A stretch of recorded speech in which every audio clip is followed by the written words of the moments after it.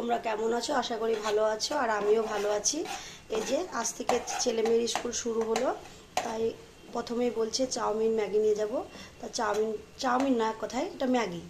ম্যাগিটাকে ভালো করে সিদ্ধ করে নিলাম, একটু ওরা গাজর আর আলু দিয়ে একটু ভাজা ভাজা করে দেবো, তাই তোমাদের সাথে শেয়ার করব ভাবলাম, তাই যে শেয়ার করছি। তোমরা ইচ্ছা করলে সর্ষের তেলও দিতে পারো, কিন্তু আমি সাদা তেলটাই দিলাম, হালকা দিলাম, আর দেবো না।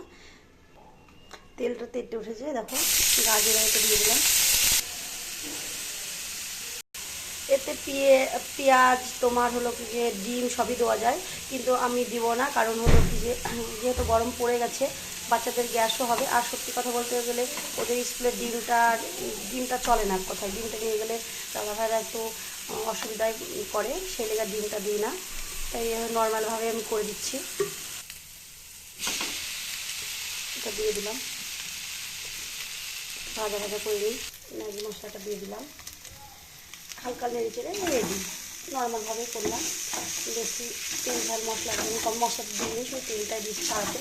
তোমরা বাটার কিংবা ঘিও দিতে পারো, কিন্তু আমি দিলাম, নর্মালি করলাম। এই ছিল আজকের ভিডিও, বাচ্চাদের দিয়ে দেবো। টাটা।